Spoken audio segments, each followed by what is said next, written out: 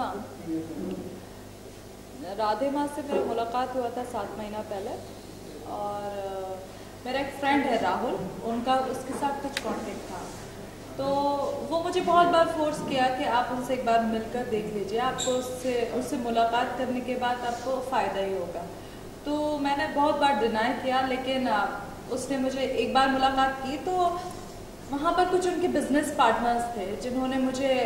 Clearly सिर्फ एक ही बात के लिए इन्वॉल्व करना चाहा कि आप हमारे इधर जो भी लड़कियाँ आती हैं उनको हम फिजिकली या जिस्मानी ताल्लुकात के लिए ज़्यादातर काम करवाते हैं, जिससे उनको भी मुनाफा और हमें भी मुनाफा। उस वक्त मेरी बात क्लियरिफाई नहीं हो पाई थी, इसलिए मैंने उनके साथ, उन्होंने कहा था कि आप मुझसे दोबारा आकर ज़रूर मुलाकात कीजिएगा, तो मैं उनसे दोबारा मीटिंग हुआ, तब भी उन्होंने मुझे फोर्स किया कि आप ऐसा काम कीजिए ताकि आपको भी फ़ायदा हो, आप नाम कमा सकें, पैसा कमा सकें।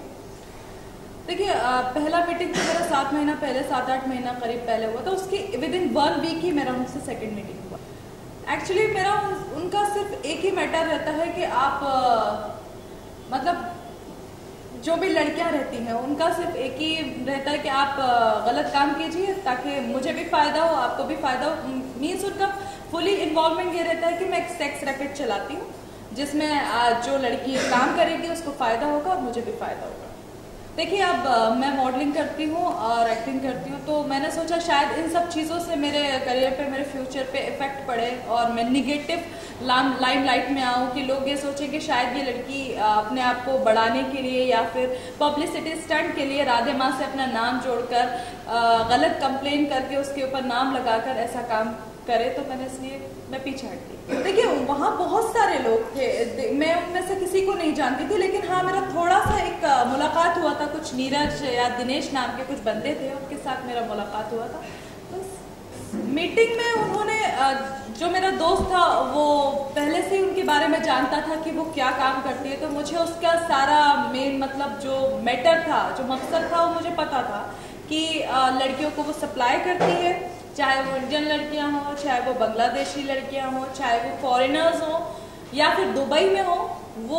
उसका एक ही काम रहता है लड़कियों को सप्लाई करना, या फिर उसके पास जो पेशेंट्स आते हैं उनको ऐसा दवाई देकर जिसमें वो गलत काम कर ले और उनको पता भी ना चले। देखिए शाहिद अफरीदी जो है वो मेरा बहुत अच्छा दोस्त रहा है और मेरी मुलाकात हुई है उससे, दुबई में भी मिल चुके हैं। हाँ साथ में जो भी है मतलब वो पर्सनल है। देखिए एक्चुअली हम दुबई में मिले थे और मेरी मीटिंग मुंबई में भी रहा है उनसे, और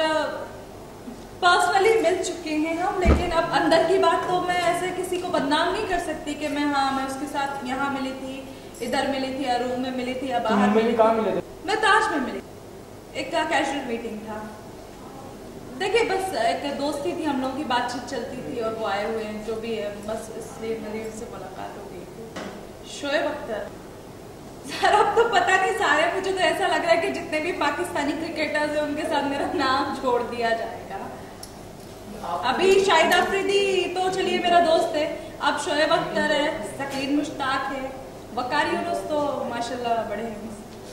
बस मैं यही कहना चाहूंगी शाहिद अफरीदी के मुद्दे पर, मैं सिर्फ ये कहना चाहती हूँ कि वहाँ से एक मतलब पाकिस्तानी मीडिया ने ये कहा है कि जो इंडियन प्रेस होती है वो एक तरीके से बच्चों की तरह हरकत करती है और उसकी जो भी न्यूज़ रहती है वो एक तरीके से बकवास रहती है, और वो अपनी जो इंडियन एक्ट्रेसेस रहती हैं, इंडियन मॉडल्स रहती हैं, उनके साथ मिलकर हम लोग को प्रोवोक किया जाता है, हमें बदनाम किया जाता है। उन लोगों की जो इंडियन प्रेसेस है उनकी हमारे सामने कोई हैसियत नहीं है।